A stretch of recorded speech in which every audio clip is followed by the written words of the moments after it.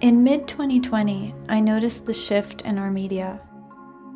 I had been finishing up my documentary film on my grandfather and was only keeping one ear to the news on the pandemic.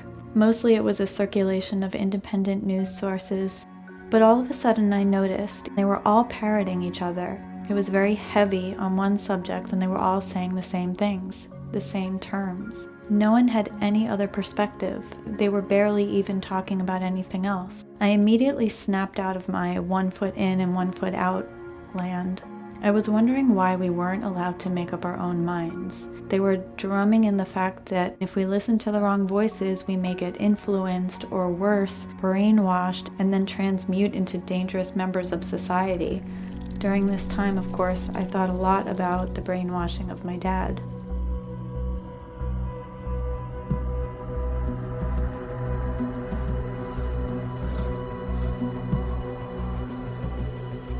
I worked with award-winning indie director Jen Sanko on her award-winning documentary called The Brainwashing of My Dad.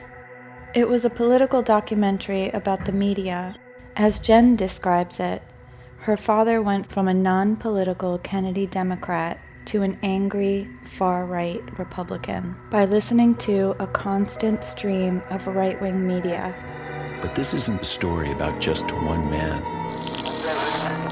It's the story about a media phenomenon that changed a father and divided a nation. The movie was produced and narrated by actor Matthew Modine, and the interviews included media experts such as Noam Chomsky, Edward Herman, political consultants and commentators like David Brock, Frank Luntz, and many others. With The Brainwashing of My Dad, I was editing, researching, and co-writing the script with Jen Sanko.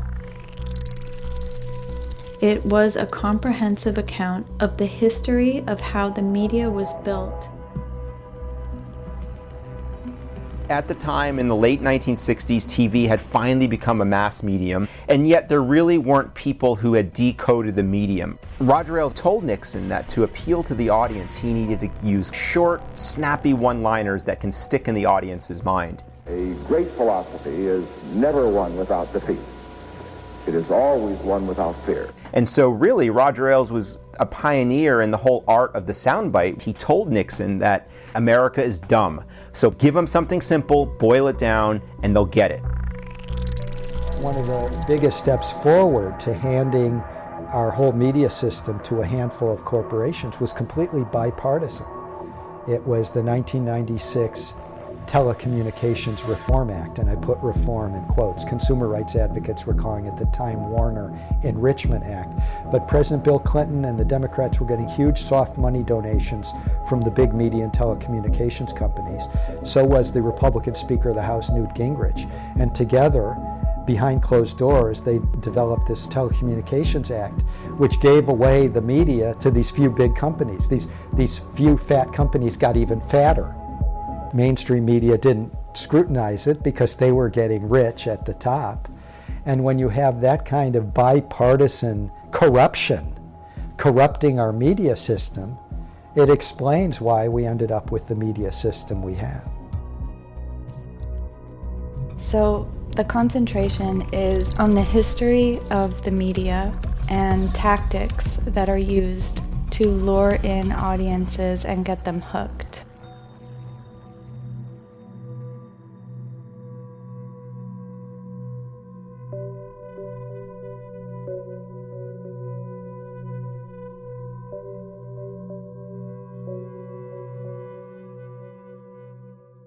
My dad and many others got swept up in that tide. I didn't think he was actually brainwashed. Didn't you need brainwashing camps, like where someone is locked away with constant words and images coming at them in their every waking hour? But I wanted to explore that notion. You can only understand what the neural circuits of your brain allow you to understand. Any fact that doesn't fit that will be ignored or rejected as ridiculous and so on. They don't know their brains are being changed. They don't know this mechanism. They're just there, they listen to it. It slides in and you barely notice. We have very good psychological mechanisms for not even hearing not even perceiving information.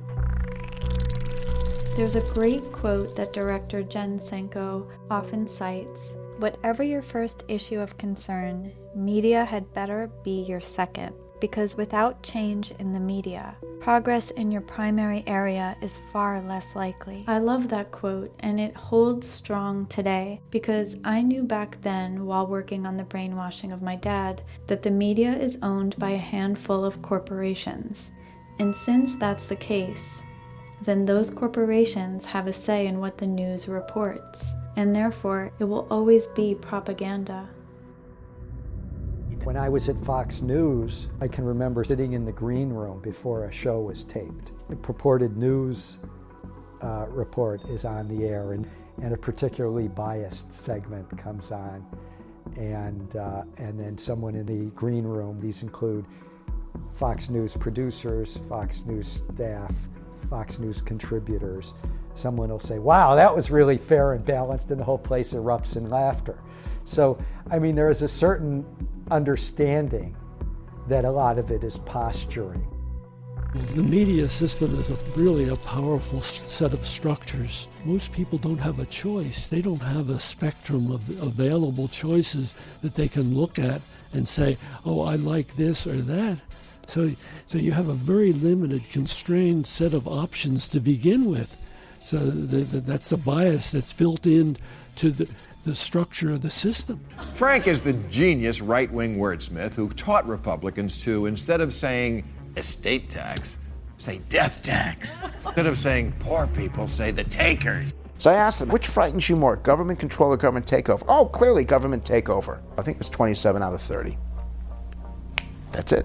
Once the word is decided on, every single Republican, from the presidential contenders on down to the feces throwers on hate radio, all chant it like Rain Man over and over until it's beaten into our skull. Government officials have said these are no-go zones.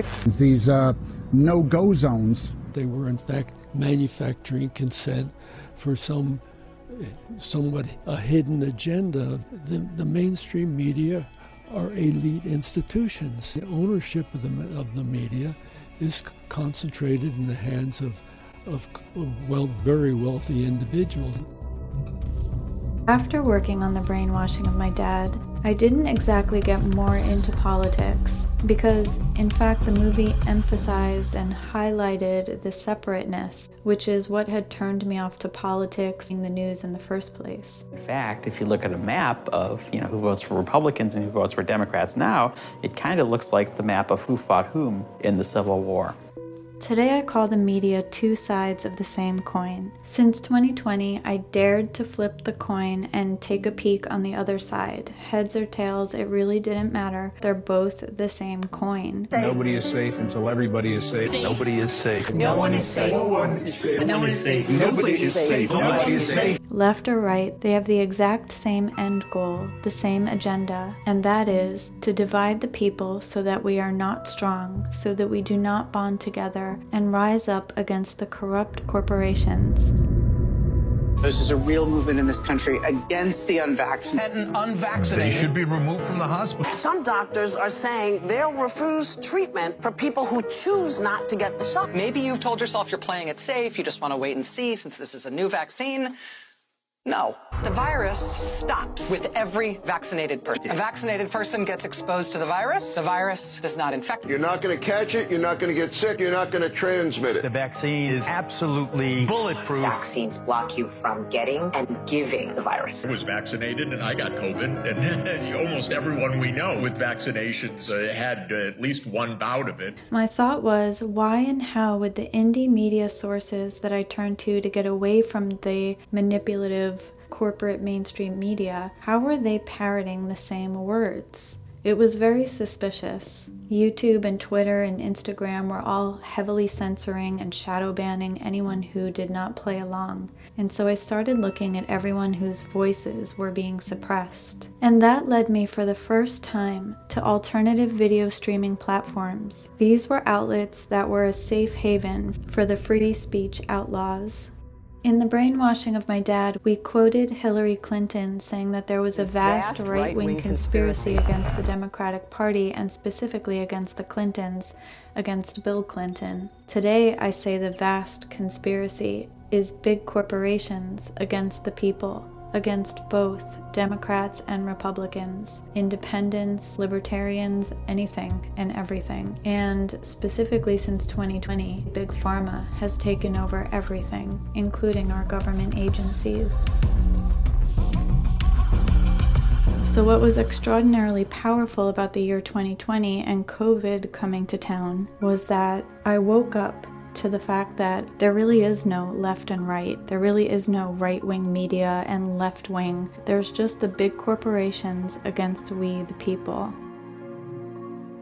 Robert F. Kennedy Jr., who has just written The Real Anthony Fauci, Bill Gates, Big Pharma, and the Global War on Democracy and Public Health. Let's start by talking about the cultural moment that we're in which I note, as we're recording this conversation, it's the 18th of November there in the United States, this book, The Real Anthony Fauci, is currently the number 3 bestseller on Amazon right now, which people should not be lining the pockets of Jeff Bezos, obviously, but I think speaks to the fact that obviously something is happening in the zeitgeist right now where this information, using Fauci as a hub from which we can explore many spokes of the crisis that we're living through right now.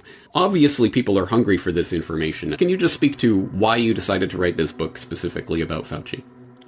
We've seen over the past 20 months, medical bureaucracies, the social media titans, and the mainstream media are all kind of wrapped up in what the obliteration of constitutional rights globally. And one of the ways they've been able to get rid of it is this avuncular, steady, authoritative medical figure, Anthony Fauci, who has been the trusted advisor to 6 presidents and is a person who is widely applauded. And his opinions are treated literally as gospel by the mainstream press, the social media globally. Bobby did a masterful job in covering not only Anthony Fauci's corrupt background and his rise to his current stardom, but also all of the players surrounding him. If Anthony Fauci wants to be a true leader, he has to be open to new possibilities, especially in science. It's very dangerous, Chuck, because a lot of what you're seeing as attacks on me, quite frankly, are attacks on science. Because all of the things that I have spoken about consistently from the very beginning have been fundamentally based on science. Sometimes those things were inconvenient truths for people, and there was pushback against me. So if you are trying to, get at me as a public health official and a scientist, you're really attacking not only Dr. Anthony Fauci, you're attacking science. And anybody that looks at what's going on clearly sees that. You have to be asleep not to see that. That is what's going on. Science and the truth are being attacked. Just like with science, one has to be able to question what one knows, to reevaluate, to go deeper into the research. Bobby's book, The Real Anthony Fauci, does that, and the movie adaptation that I wrote does that as well. This book is a product of my own struggle to understand how the idealistic institutions our country built to safeguard both public health and democracy suddenly turned against our citizens and our values with such violence. The industry, supposedly being regulated, used its indentured servants on Capitol Hill and its financial clout to systematically hollow out those agencies beginning in the 1980s, disabling their regulatory function and transforming them into sock puppets for the very industry Congress charged them with regulating. I explore the carefully planned militarization and monetization of medicine that has left American health ailing and our democracy shattered. I chronicle the troubling role of the big tech robber barons, the military and industrial agencies, their deep historical alliance with Big Pharma and the public health agencies. A leader with integrity will constantly push himself to be better, to listen and learn something from an opposing point of view, to listen to those opposing voices and take them into consideration. This is the lack that Anthony Fauci has.